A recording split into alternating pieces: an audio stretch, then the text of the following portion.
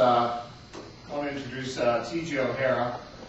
For those of you who have not yet had a chance to really get to know him or check out his website or ask any questions of him, TJ is a very interesting guy.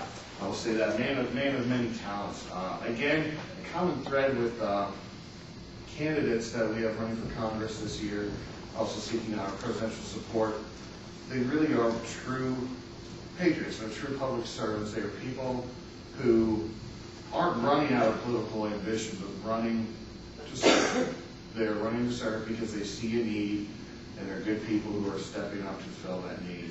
TJ has a wealth of business experience. He has been a CEO for small startups, Fortune 500 companies, and he has specialized in helping to turn around businesses. For the last several years, he's been focusing on political issues in America. He's written several books. He has a column for the Washington Times that he writes, and he is currently leading. What's the website again with that presidential preference poll?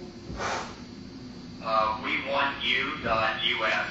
He is currently leading as a presidential candidate preference poll there on that website, even over Barack Obama and Mitt Romney. When I first started talking with TJ, I think we've had numerous conversations lasting many hours into the night, and there's a lot of similarity between the way, I personally think, the way TJ approaches governing, running his campaign, and what he wants to do as president, that we have. A lot of similarities in the approaches. And without further ado, I'll give you J Ohara. Take it away, TJ. Well, thank you, Andrew. And first of all, I want to thank everyone there for the opportunity to join you today. I do want to apologize. I had intended to be there in person, joining you in Bloomington, but I had a prior commitment. I had 3 charities that I was emceeing an event for and raising money for some good causes last night. And as part of leadership by example, I assumed that if I can take the government out of it by promoting the private sector, I have to lead by that example. It's one of the premises of my platform. So that's what I was doing last night. It precluded me from being able to join you, but I'm actually thrilled with this technology that we can at least hook up this way today. Thanks. Well, what's interesting, we were talking earlier, TJ, this is one thing that's interesting about TJ is he doesn't give campaign speeches. He right now, I can guarantee you, he doesn't even have. He might have a few notes on a few points, but he doesn't have a speech in front of him. I know that. So mainly we're gonna do some Q&A. Use that to drive the discussion. Before we get into that, TJ, are there any remarks at all you want to lead off with? Well, I suppose the one question, and it leads back to our first discussion. I'm always asked the question, why are you running?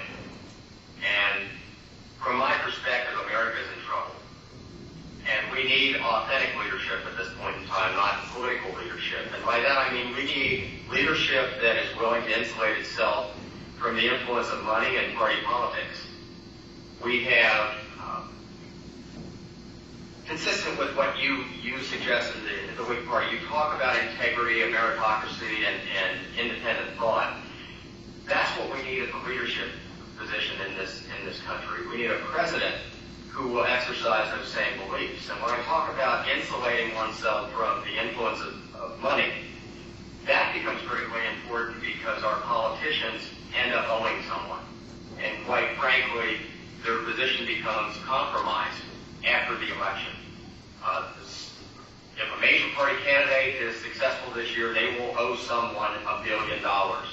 And not that this is new, and I'm not trying to pick on the president, I just have to understand his numbers. About 80% of the senior White House appointments went to bundlers who raised $500,000 or more. Almost 50% of our ambassadorships went to bundlers who raised $500,000 or more for the last campaign. That's not a meritocracy. We need to get back to the point where we have that independence and that insulation from money so that we can bring the best people to government to do what's best in the best interest of the people rather than the best interest of the party. And that's where the insulation of party politics comes in, because right now, I feel that the presidency has effectively become a trophy. It's a trophy of the parties, and the parties use it to try and attract more money and more votes. For example, if you look at the White House log, the President of the United States in a non-election year spends about 75% of his or her time traveling around the country at taxpayer expense. Now, it's about $181,000 an hour to operate Air Force One, not including security. So it's enormously expensive to fly the president across the United States to make speeches. But the parties do that to campaign on behalf of other party candidates because it will put more people in the seats and it will drive more money, more revenue, and more votes to the party. So they're using that presidency as a trophy. They also use the president to fly around the country, again at taxpayers' expense, to fundraise, not only on behalf of the party, but for the president's re-election if it's during a first term. During an election year, the numbers become even more staggering. They're in the 85 to 95% range. And you start thinking about that. You think of the taxpayer waste, but beyond that, think about the actual loss of time. And none of us would run a private sector business if we had hired a new CEO, to use that as a parallel example. And on the very first day, the CEO came in and announced to the board and to the employees that in the 25% of my time that I'm actually going to allocate to my job, I will do the following. They'd be terminated right there. And yet we tolerate it, and we have come to expect it from our politicians. And I think what we need leadership that's authentic, leadership that takes the oath of office seriously, so that every decision is predicated on preserving, protecting, and defending the Constitution of the United States, as that oath demands. And in that same context, by taking party politics out of it, every alternative can be evaluated. Right now we have candidates who can only evaluate half of the alternatives because they have to define the problems in a context that flatters their party platform.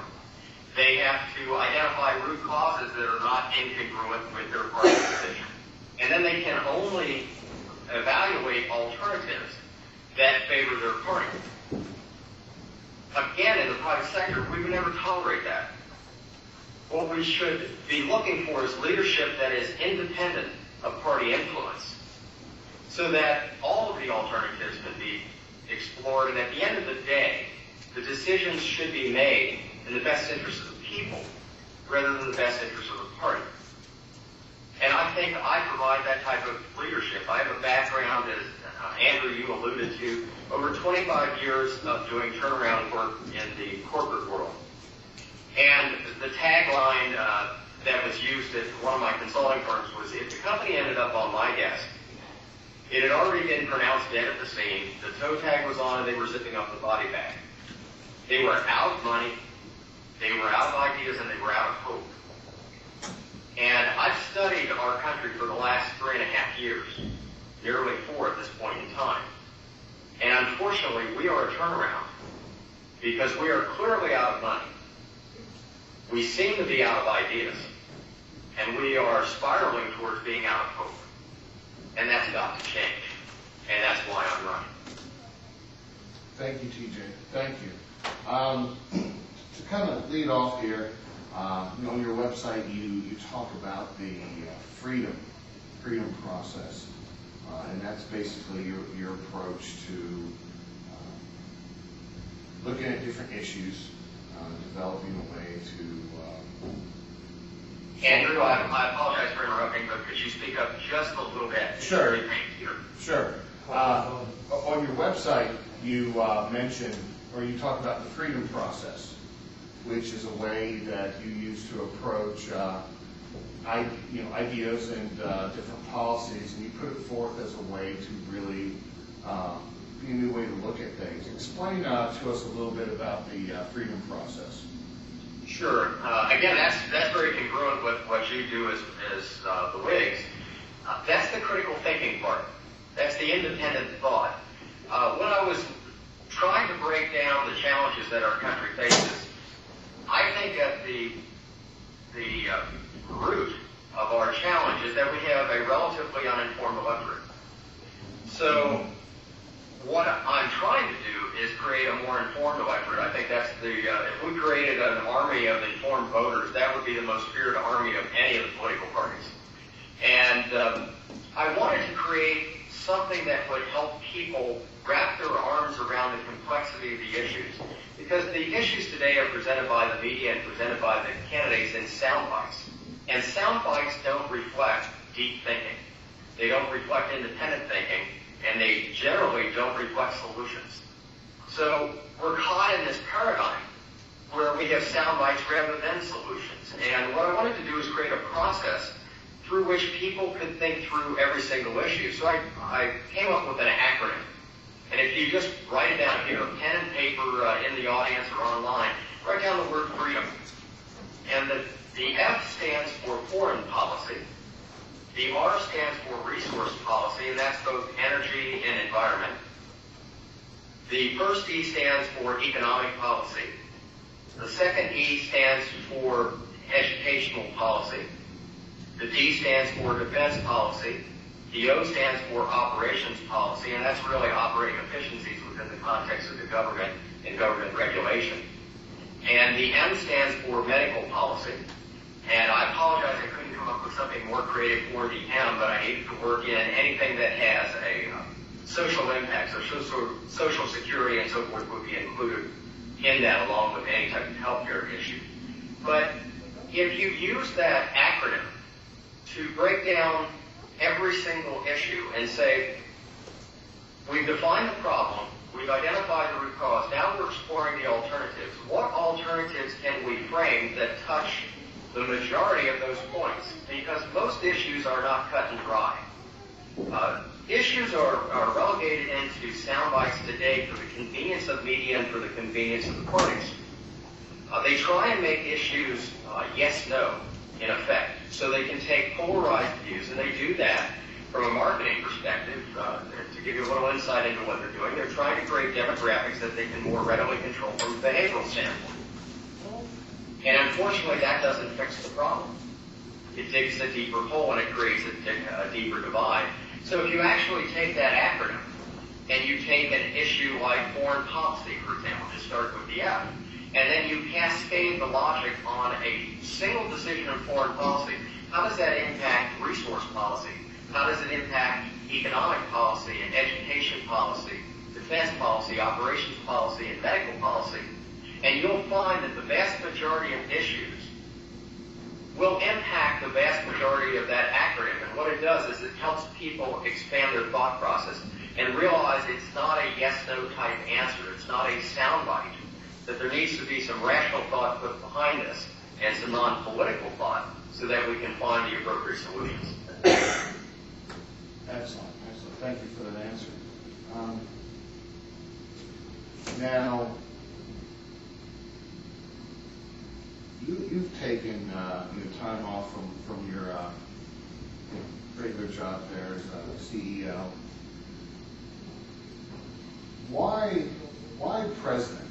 Why not start, say, state level, U.S. Congress, U.S. Senate? Why run for president in your first campaign? Sure. I started off commenting why I was running was because America's in trouble. And we're in trouble today. Frankly, I don't mean to be negative about this, but when we're at $16 trillion in debt, and if we don't identify a way to run a more fiscally conservative government, and a government that adheres to the Constitution with regard to Article 1, Section 8, the constraint should be providing for the common defense and general welfare of the United States. If we don't operate within those constraints, the debt by the next election, by 2016, could be at a point where, quite frankly, I'm not sure I have the solutions. So the issue was, how do you address the problem today? And keep in mind, I have no interest in being a career politician. The the traditional route of taking the stair steps and moving through local and state and federal government and ultimately creating the name recognition and so forth is nice if you want to be a career politician. I think I feel more like the framers. I can't imagine going to Madison or Monroe or Adams or Jefferson or Washington and using a Charlie Rangel as an example, somebody who served over 22 consecutive terms, and suggesting, would you be willing to do that? I think they would look at you and say, are you kidding me? What's going to happen to the farm, the family business, the family itself? We have fallen into a political paradigm again that has created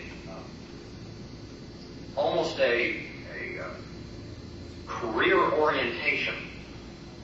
And I don't think that's what civil service is about. I think civil service should be sacrificed. It should be a way in which we pay back that which our country has given us. So I neither thought I had the time to wait to solve the problems, nor do I have any interest in becoming a career politician. I want to break out of that paradigm rather than reinforce it. Thanks. Economy. We don't need to throw out the stats of the economy. We know that it's not doing as well as it should. It hasn't been for some years. Andrew, again, I'm having a difficult time hearing you. Open the phone. There we go. Oh, to the phone. Okay. Can you hear me now? That's much better. Okay. And that was not a Verizon commercial. Yeah. The economy, we know it's rough. It's been rough, and unfortunately, it looks like it's going to be rough for a while. What are some plans, some proposals that you have on two levels, the macroeconomic level in America, specifically in regards to trade policy, and also more on the micro level in regards to economic policy? What are your plans for that? Sure. At the macro level, if you want to restrict that discussion to trade, I think what we have to do is identify what the true problem is with trade. There was a presumption on Americans elect before it fell apart. They had a question that assumed and was written to assume that there was a significant problem, for example, with the trade imbalance with China. Now, interestingly enough, if you actually explore that, and this is an example where we sometimes become confused, the trade deficit with China is actually being driven by something that isn't directly driven by China itself and its relationship with the United States. And I'll give you a specific example. And this is where I think, consistent with your independent thinking and your integrity within the context of the Whig beliefs, this is where the nation needs to go. Because while it's easy to pander to the party politics of blaming another country or finding a country with which they feel most Americans would like to believe was representing the problem, that's very easy. But when I did the research, an interesting thing came up. The trade deficit with China isn't driven by China.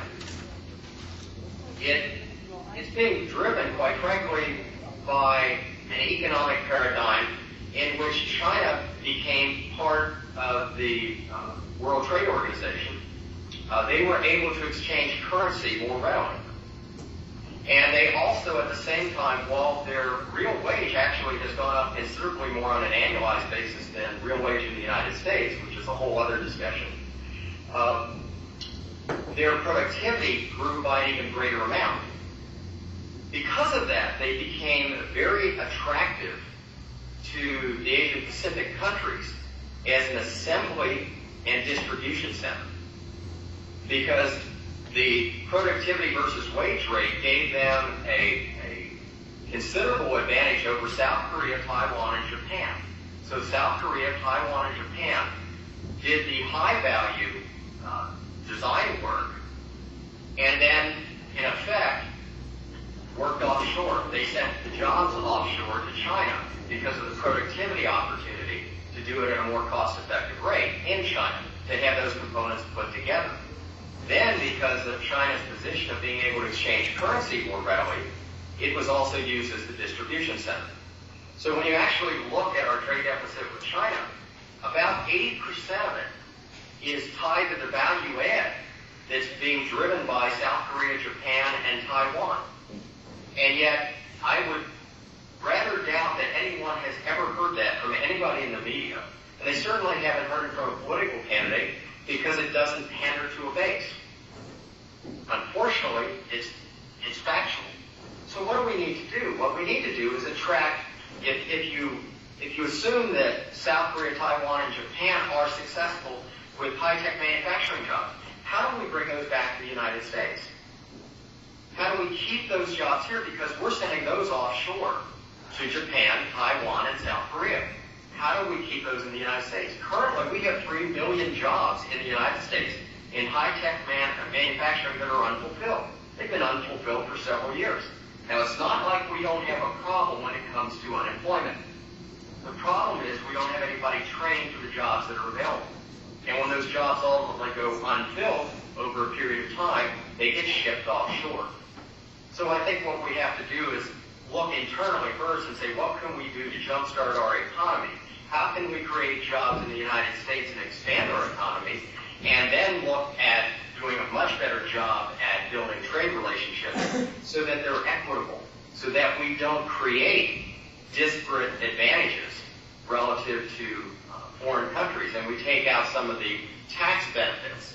You know, you look at Jeffrey Immelt from General Electric, and Jeffrey shipped a vast number of jobs offshore, and he also was able to maneuver his company to a position where they paid 0 taxes. And that was on about a $14 billion profit. They paid 0 taxes. So if we worry about taxing the rich, let's tax the countries and let's keep the jobs in the United States. So at a macro level, relative to trade relationships, I think we've got to get our trade agreements in balance. And what we need to also do is look internally and don't try to push the blame on other countries. Let's do what we can do to do what we can control. When I did turnarounds, one of the things I used to tell people, I said, business is very, very easy. It's as easy as life if you stick to certain premises. Number one, follow the golden rule. Do unto others as you would have them do unto you. And secondly, to paraphrase the Serenity Prayer, understand what you can control and understand what you can't. And then don't waste a second of your time or your effort on those things that you can't control. So we can control the economic paradigm in the United States easier than we can control world trade.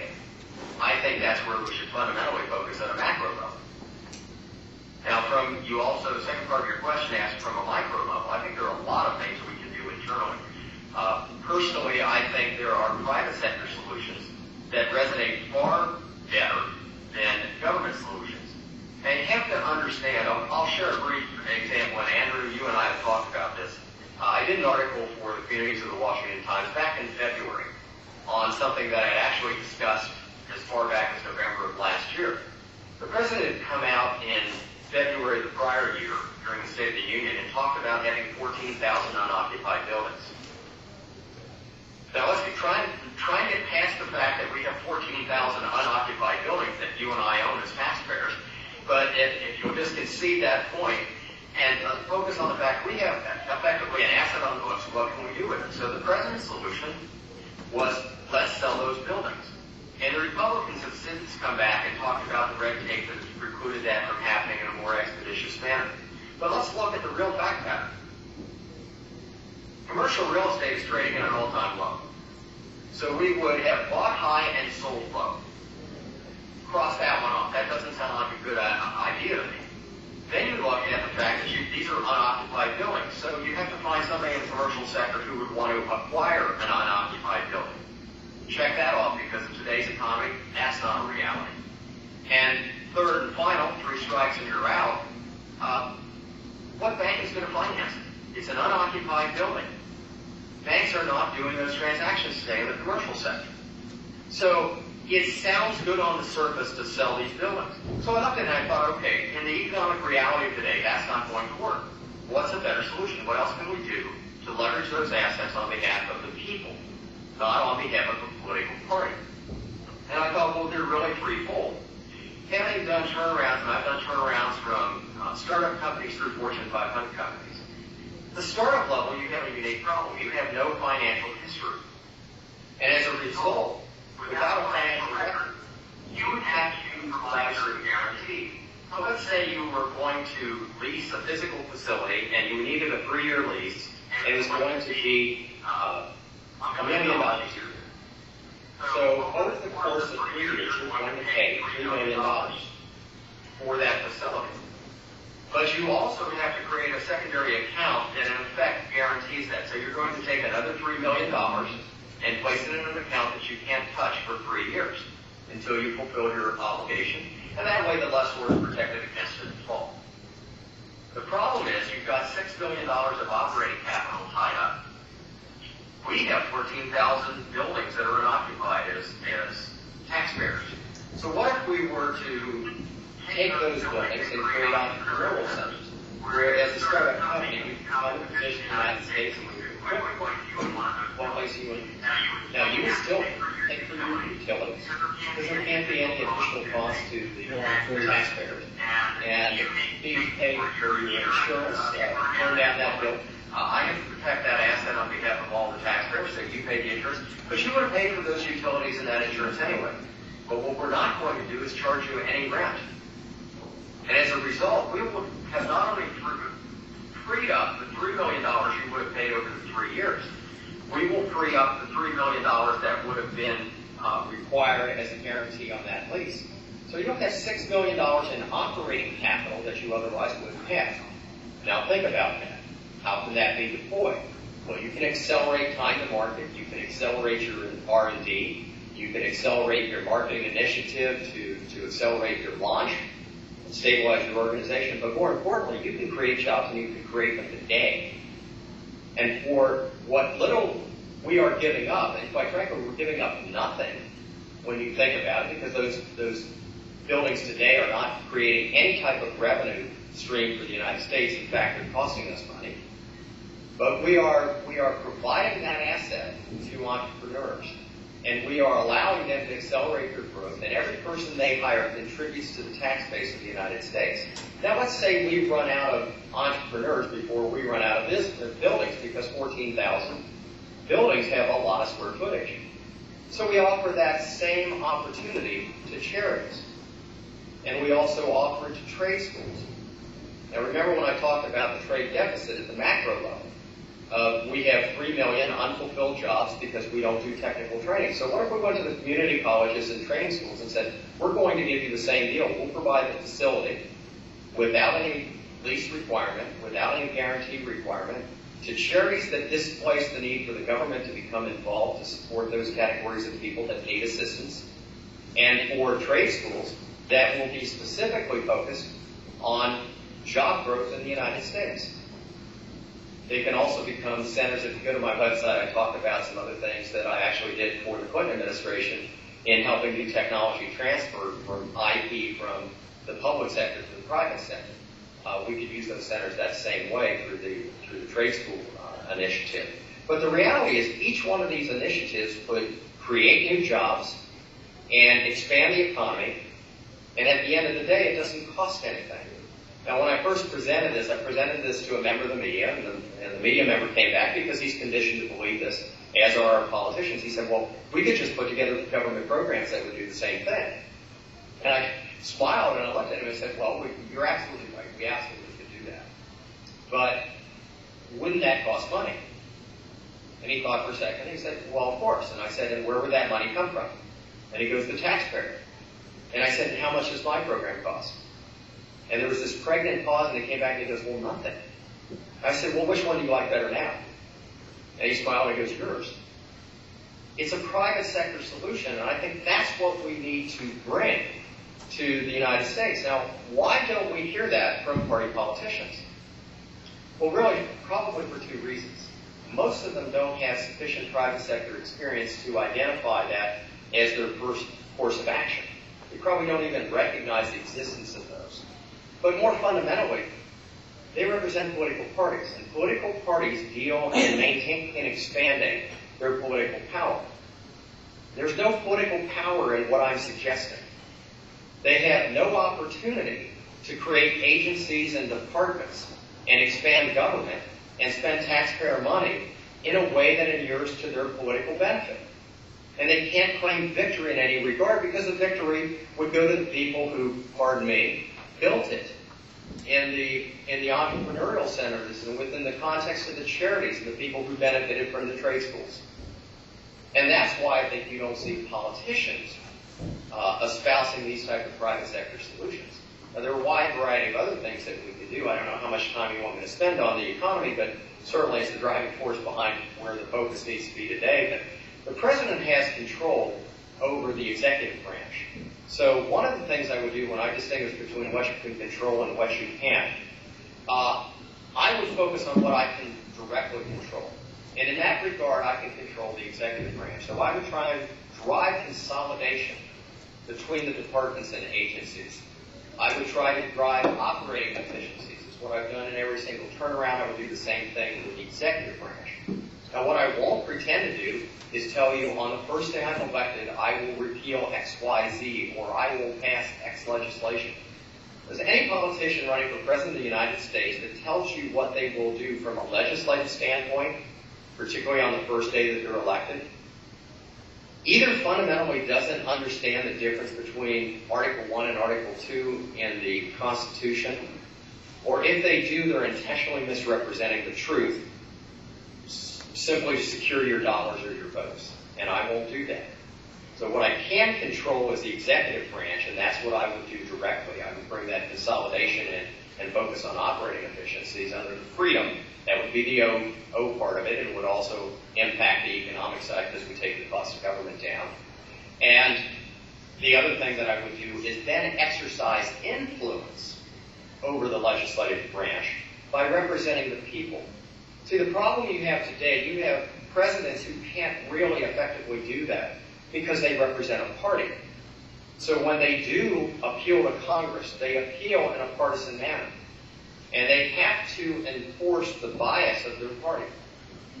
I'm immune from that. I've insulated myself from that. And the only thing that my driving force is the Constitution. To give you the Cliff Notes version of it, you only have to read the first 3 words if you aren't otherwise familiar with it. It begins with "we the people." It's not "we the Democrats" or "we the Republicans" or "we the men" or "we the women" or "we the gays" or "we the straights" or "we the blacks, the whites, the Hispanics, the Native Americans," or whatever category you choose to pick. And it certainly doesn't begin with "I the President." It begins with "we the people." And that's the responsibility of the President of the United States, to represent everybody equally. Thank you for that. You can go ahead and get some questions. You expand the economy, or? Oh, no, that's pretty good, I believe. I'm sure we'll have some questions to follow up on that as well. Andrew, I'm not hearing you. I may have lost your connection. Just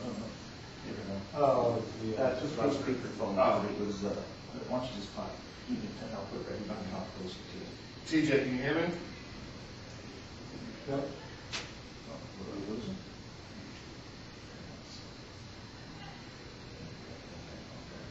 I'm still not getting anything on this end. Let me check my phone line. I'm going to be out break for just a second.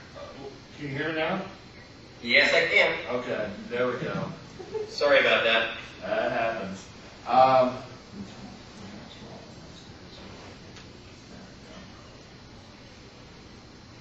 right, sounds good. We're going to go to some questions. Well, first, before we get into some questions from some online delegates, what type of people would you look to appoint in your cabinet? Any names? Any names specifically? No, I wouldn't give any names at this point because when you look at cabinet positions, I think what you should do is defer to the individuals and talk with them first. I think it would be inappropriate to suggest specific names. But I will tell you the hiring practice, if you will, would change, the appointment practice, it wouldn't be based on political debt. It wouldn't be based on partisan politics. It would be based, much within the context of what the Whigs stand for, as a meritocracy. America deserves to have fundamentally the best people possible in those cabinet positions. Now, the problem with the cabinet today, all the way down through deputy undersecretary, if you talk to people who have served in those positions or know of people in those positions, their fundamental use at this point in time, and I'm going to use that term, I hope that's not too blunt, but the use of them is to reinforce the president's position. That doesn't inure to the benefit of critical thinking. The president shouldn't surround him or herself with people who think identically to the president. You know, I look at that as almost a bobblehead cabinet. You know, people who are just going to nod yes to anything that the president says. The president needs to be challenged. The president needs to make the best decisions on behalf of the people. So what I would try and do is find the highest level of expertise. It would become a meritocracy. The other thing, since we discussed I have the ability to control the executive branch, I would be bringing in people with private sector experience as opposed to predominance of academic experience and social experience that presently make those cabinet positions all the way down through deputy undersecretary manifest in the current administration. I would bring in people with private sector experience and tell them, your longevity in this position is predicated upon driving operating efficiency. So what do we want to do? The government has never been put in a position that really a student of the Constitution. Or go back to the Declaration of Independence, you go to the second paragraph. Why is government formed? It's that to secure these rights, governments are instituted among men. And they derive their just power from the consent of the governed. It's not government's responsibility to limit the rights of individuals. It's government's responsibility to protect the rights. So to do that, what we need to do is drive operating efficiency into government. So I would want to be surrounded with a cabinet that took their particular departments seriously. And their responsibility would make those departments as responsive as possible, as effective and efficient as possible in responding to the needs of the American people. They wouldn't be going around the country doing speeches on my behalf, attending fundraisers and cocktail parties and so forth. I don't need that. I can speak for myself. If there's something I wish to communicate to the people, I will communicate it. I don't need a press secretary to do it. In some regards, we could probably have a geranium that would replace that position today. I don't mean to be rude, but to talk about a position that is almost demeaning to the presidency, that position has evolved to that sense of ludicrousy. I'm the President of the United States. I'll speak on my own behalf. I don't need a spokesperson. I'll answer the questions. I won't defer them to someone else. My responsibility is to report to the people. And I absolutely would do that. And the cabinet surrounding me needs to bring three things to the table. The meritocracy, they have to have that component. They have to be the best that I have to select from who are willing to serve. They need not agree with me. That's the way I learn. That's the way I lead. You know, I lead far better if I have the best information possible from which to make my final decision. Not if I just have a biased set of facts that is already prejudiced in a party favor. And the third aspect is, I want people who will actually do their job. I want people who can name their departments and name their agencies, and then scratch their head and wonder why they have so many agencies within the context of their departments that are doing the exact same thing. And let's drive the operating efficiencies into the government. That'll cut the cost. It'll also, within the context of regulation, allow us to respond more effectively. Now that impacts the economy.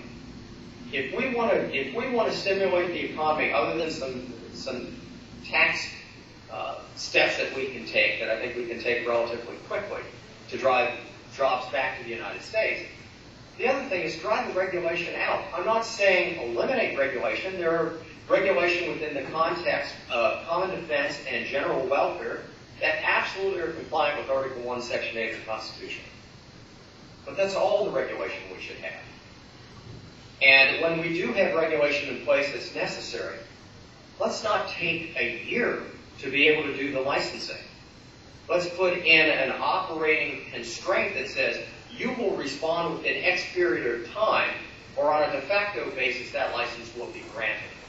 Then businesses will be able to make informed decisions about the direction they're pursuing and the investments they choose to make. Thank you for that. And start off with some questions here from online delegates. Glass-Steagall Act, there's HR 1490, I believe that's what it is currently being proposed to be reinstated. Would you support reinstatement of the Glass-Steagall Act, and why or why not? Simple answer, yes. I think what happened when we created a banking system that allows some of us to be under the illusion that organizations can become too big to fail, I think Glass-Steagall was at the root of that movement. Now, there are others, when you look at Sarbanes-Oxley, other than adding enormous cost and not addressing the issue that created the Enron scandal, Sarbanes-Oxley should be reviewed. Dodd-Frank, which hasn't even been fully implemented, but doesn't address the issues and in fact creates protection for too big to fail organizations. I think those all need to be revisited. They need to be revisited rationally. And, we aren't, if you go back to the values in the Declaration of Independence, you think of, we're endowed by our Creator with certain unalienable rights, that among these are life, liberty, and the pursuit of happiness. The only qualified right is happiness. And we aren't guaranteed happiness. We're guaranteed the right to pursue it. And when you extend that back to the fact that all men are created equal, what we need to do is create an environment that creates an equal opportunity. Not one that benefits organizations that we've allowed to become, quote-unquote, too big to fail, or that affirmatively takes action that creates an uneven playing field. The only thing that is owed is an equal opportunity to pursue happiness as we should choose to define it as individuals or as organizations. And then it's up to us. Again, it's a meritocracy. And allow the best to succeed at the highest levels and everyone else to find their equilibrium. But I think Glass-Steagall, in the question, there were many of us who didn't think that was necessarily the best direction to go. I will tell you, having been in the financial services sector in my last turnaround, it isn't even implementable within the context of the banking organizations. All the synergies they thought they were going to derive really have failed because of disparate compensation programs between trust departments and the bank itself and so forth. They haven't been able to pull that off in an effective manner. So it's almost a legal fiction that was created. And yes, I would support repeal of Glass-Steagall. Would you consider, and this comes from online as well, would you consider becoming an active member, actually these are two questions. Would you consider becoming an active member of the modern Whig Party, why or why not?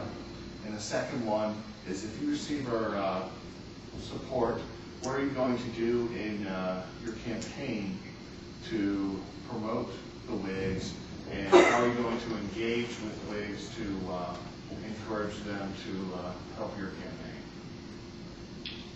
Well, those are actually fairly easy. I already consider myself to be at least a moderately active member of the modern Whig Party. Let me tell you, even though I am I'm running as a non-party candidate, so let me qualify what I just said. Andrew, when you and I first talked, I told you what I was most impressed about was the independent thinking aspect of the modern Whig beliefs, your website. In fact, when I went to your website, a gentleman by the name of John Van, I think he may have actually spoken at your conference, he first brought you to my attention. I must admit I had not heard of the modern Whig Party. And I went to your website, and I thought I was reading mine when I got to your beliefs. But the most critical point of distinction was that independent thinking aspect. And when you and I first talked, I told you I feel that parties have been a problem. What's unique about the modern Whigs is you don't function as a party because you provide for independent thought. You have some platform positions, but you respect the right of individuals to disagree. And while I am almost 100% in alignment with your expressed platform positions, the reality is you respected me from day one, and you knew that I respected you and your organization to sometime in the future potentially disagree. The other thing was that you never suggested that if I was to support the modern Whig Party, that I would ever be compelled to take a position that was held on a de facto basis by the modern Whig Party. And I think that's something we have to recognize because the President of the United States, in my opinion, should be the one independent elected official. We have bicameral chambers for debate under Article 1. That's where the partisan debate should be maintained, and it should be vigorous. But the President doesn't have that latitude. You know, it's usually January 20th, but it's going to be the 21st because the 20th falls on a Sunday. On January 21st, 2013, I hope to say, I do solemnly swear that I will faithfully execute the office of President of the United States and will, to the best of my ability, preserve, protect, and defend the Constitution of the United States. Well, as we talked about, that Constitution begins with the three words, we the people. So I represent everybody. I automatically represent the modern Whig Party. I represent every other party. And my responsibility is to solve the problems in an equitable manner, consistent with the Constitution as amended, on behalf of all the people. So that may mean at times we may disagree on something.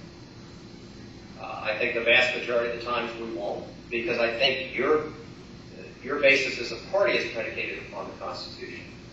So I think it'll be the rare exception that perhaps we interpret something differently.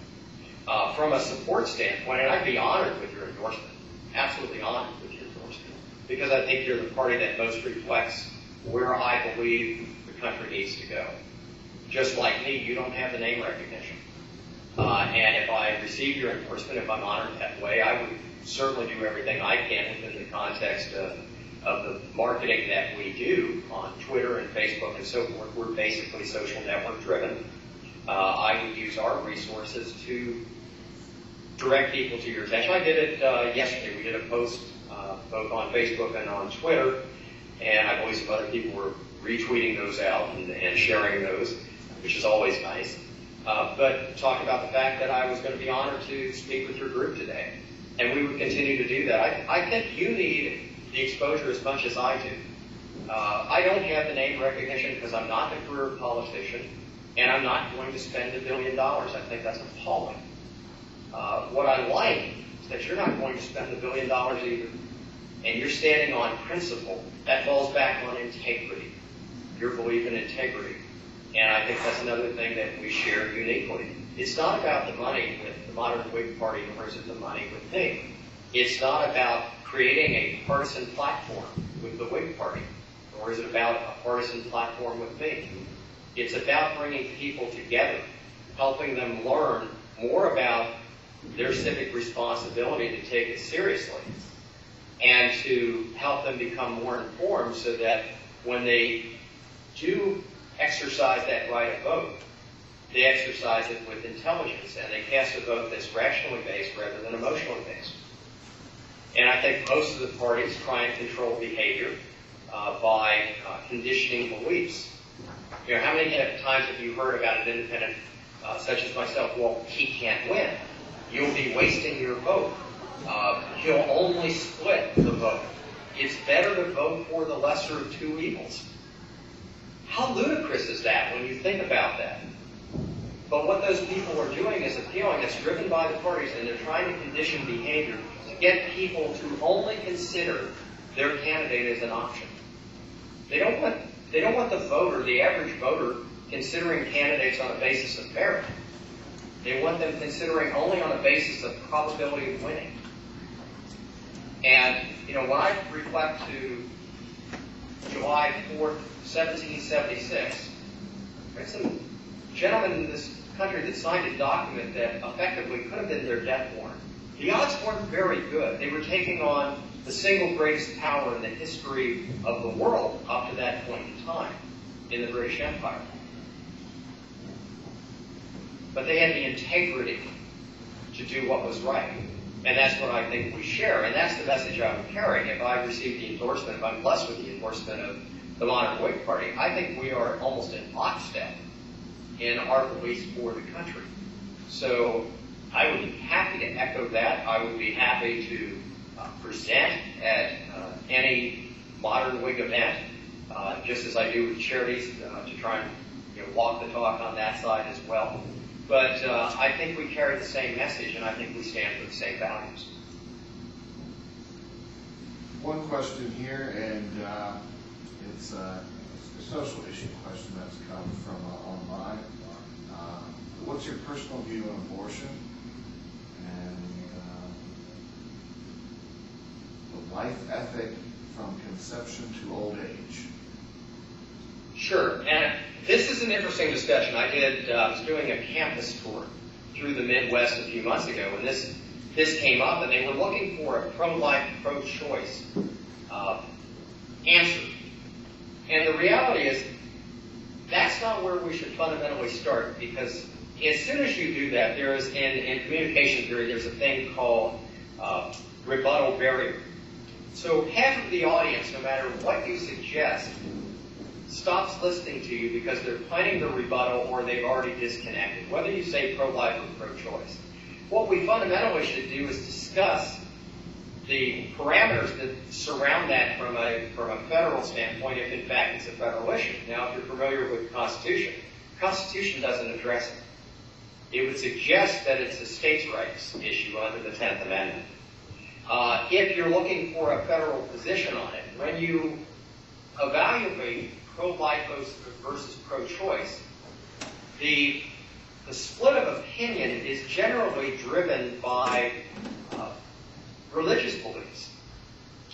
Now, we do have a hint on religion within the context of the Constitution. It was the first of the amendments. They consider it the most important. And Congress shall establish no law, with regard to religion. They will not establish a religion nor prohibit the free exercise thereof.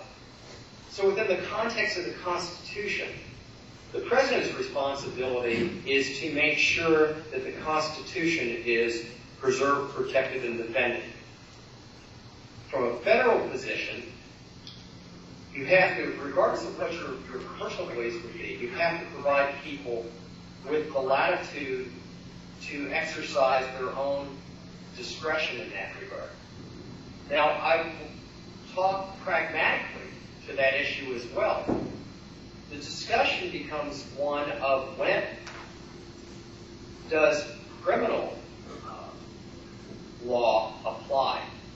It's not a religious decision from a societal standpoint. If you look at the social mores that drive criminal law, the question becomes, when is there criminal liability for a decision that will be rendered by some, whether or not we rule it to be legal or illegal?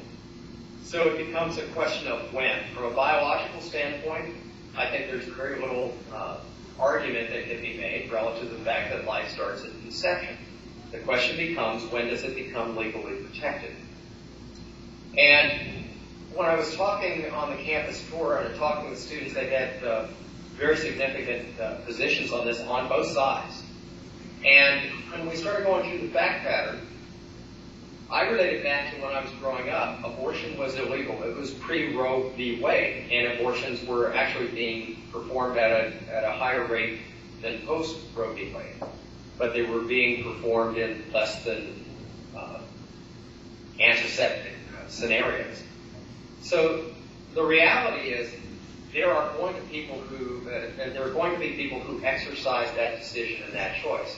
when we look at the criminal aspect, and I used to be a litigating attorney, so I have to look at things this way. Maybe it's something that I'm forced to do by training. There's an interesting challenge. Right now, the law is predicated on deciding a timeline at which the act itself of abortion can be constrained. When you think about that, if we took it all the way to conception and we applied pre-Roe v. Wade, if we applied those rules, then the reality is any termination of birth is potentially, if negligence was involved or intent was involved, could drive criminal burdens.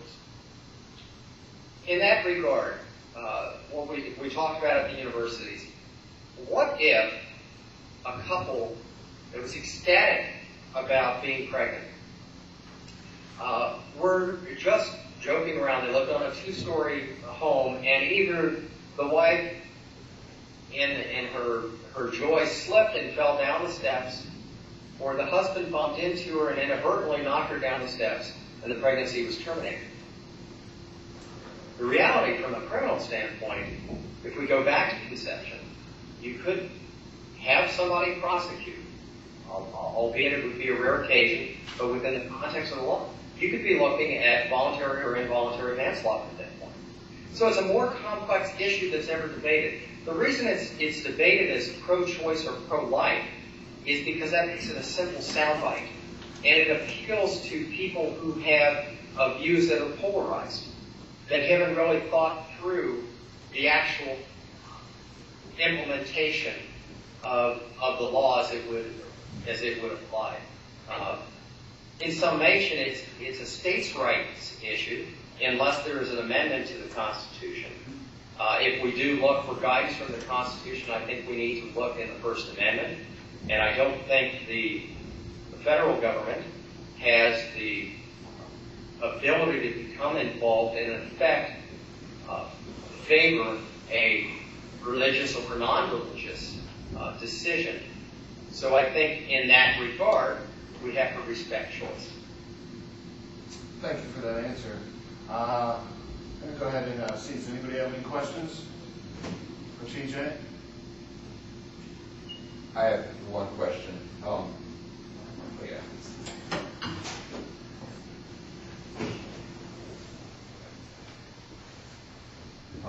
Hello, my name is Michael Leary. I'm from Minnesota. It's nice to meet you. To Mike.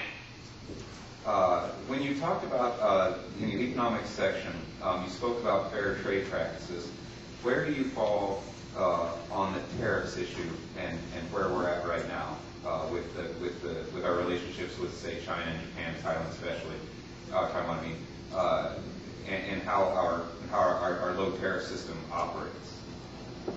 Yeah, I think we put ourselves at an economic disadvantage. I believe in equitable trade resolutions, and I believe that we have allowed ourselves, not only through trade, though, I think we have to take responsibility on our tax code, also provide certain preferences that move jobs offshore.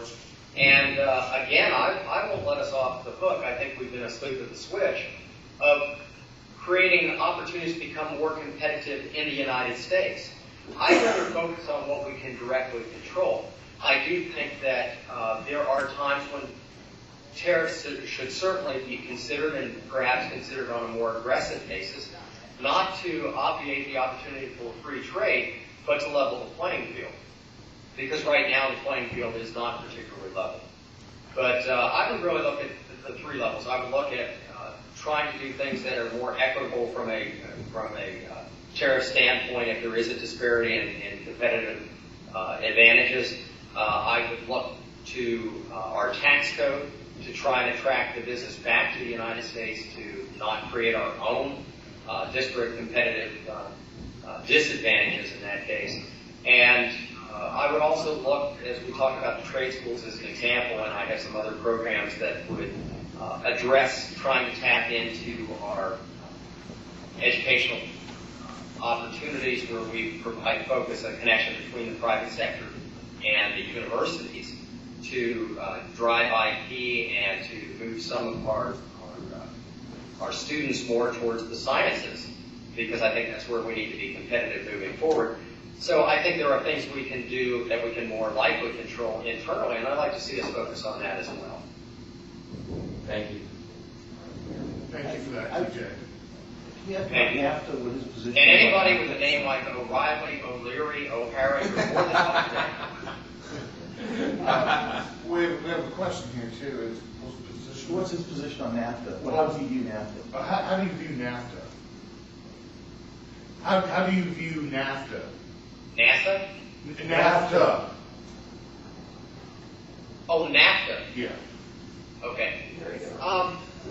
You know, that's an example of a trade agreement that wasn't as well thought out as it should have been. I think Ross Perot, when he ran as an independent, referenced the fact that there would be a giant sucking sound of jobs exiting the United States.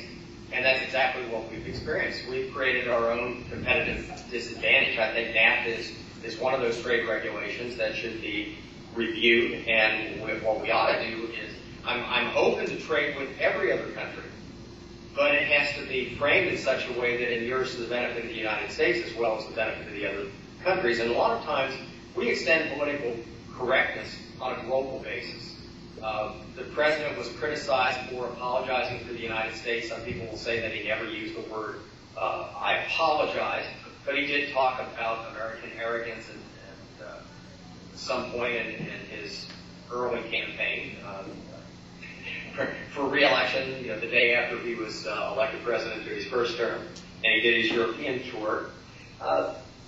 We don't need to apologize for anything. What we need to do is stand up for the principles of equality and make sure that our global trade partners understand that that applies to them as well as to us. We're not only going to insist on equality internally, we're going to insist on it on our relationships with other countries, and I think that should be the foundation upon which we build our trade relationships. Thank you, TJ. Well, Any other questions? Okay, well, TJ, appreciate your time. Well, I have one last question. One question here, and not really anything political about any stance, but personally, if elected president, what are you going to do to try to inspire Americans to become active again in the republic? Well, the initial step, just to get elected, what we have to do is create a more informed electorate, as the Whigs are clearly aware of. We need to create independent thought, and we need to convince people that, you know, what's the greater waste? I love to have that dialogue with people when they say, well, I think you've got better solutions. You have more specific solutions than any candidate I've heard, but I'm not going to vote for you because I'd be wasting my vote. And we get into who has conditioned you to believe that. They ultimately figure out it's the parties, and they ultimately connect the dots, and they understand that it's to preclude competition. That's why the parties do it. But then I always pose a simple question for them. I said, what's the greater waste? Somebody who acknowledges in their conscience that there is a better candidate, but they vote for the lesser of two evils. They, in effect, sacrifice their vote to a party. Or the person who is willing to courageously stand up for what they truly believe because they've done their homework. And they're going to vote for the person that they truly believe will do the best work on behalf of the people. Even though that person may not have the highest probability of winning. And I think we need to get people to recognize that that's really the fundamental choice. And then if I am blessed with the opportunity to serve this country and to give back, people have asked, how would you deal with the partisan Congress? Because they're both going to be after you. And that's actually the best question that's ever asked. You know, how would you go in and not be completely emasculated by the legislative branch? And this is where the inspiration to the people comes in. I told people, I said, it's about an 18-block walk between the White House and Capitol. I've actually done it a number of times. It's a lovely walk, and I look forward to getting the exercise. I'll walk up to the Capitol building, and I'll meet with the House, and I'll meet with the Senate, and I'll explain to them the truth that I recognize. And one of those truths is that they have held this country hostage for decades. What they have done is they have used fear, and they do that by splitting people into groups. That's why you hear war on women, war on Hispanics, war on gays, war on straights, war on this, war on that. The only war there should be is on these politically fictitious wars that they use to divide the country. So we'll have that check. And I'll explain to them that, the game's up. They've been using fear. They strike fear, and to use a Bill Clinton quote because it fits, Bill Clinton used to go, "I feel your pain." And the implication is the other party doesn't, or the other candidate doesn't. Well, we're going to change that paradigm. Because what I'm going to explain to them is, you're using fear to manipulate we the people. Ends today. And here's how it's going to end, and here's how we're going to function together. I am going to impress upon you the need to narrow your focus on bills so they are limited in scope and they are focused on specific issues. I will also tell you that if they pass the House and they pass the Senate and they land on my desk, I have only one power that I can exercise over the legislative branch, and that's the power of veto. And if legislation lands on my desk, and that legislation is partisan, rather than in the best interest of the people, I guarantee you I will veto it. But here's where the shift in fear and the inspiration comes from, because I'm going to return the power to the people. Because the one power I'll have as President of the United States is the power of that bully pulpit. I'll call a press conference in the East Room or the Rose Garden, and every network known to mankind will attend because I'm President of the United States. And I will tell them what legislation I just vetoed. And I will tell them what the offending part of that legislation was. And I will also specifically point out on international TV who sponsored that legislation that was against the best interests of the people and was partisan in nature. But we're going to go one better than that. We're going to create a website, and we're going to list not only the reason for the veto, because ultimately they can still override me, but we're going to list the reason for the veto on behalf of the people. And we are going to list who sponsored it and who voted in favor of it. And about 60 days before the next election, I'm going to use that bully pulpit of the presidency again to go on national TV probably at least once a week and remind the people that we have created a report card and that before they cast their vote, we encourage them to become informed about whether their elected representatives should be recognized for representing the best interests of the people or the best interests of the party. And I think that will break the death grip in Washington, D.C., because what we'll have done is shifted the behavioral conditioning of fear from that that's applied to the people to that which is applied by the people. And that's what the Declaration of Independence headline, when it talked about that to secure these rights, governments are instituted among men, deriving their just powers from the consent of the governed. It's about time we got back to the consent of the governed. So I'm going to work hard, even and in the educational process as well, bring civics back, school system, educate people on what their, not only their civic rights are, but what their civic responsibilities are. And that's where I think your party and my candidacy plays very well again.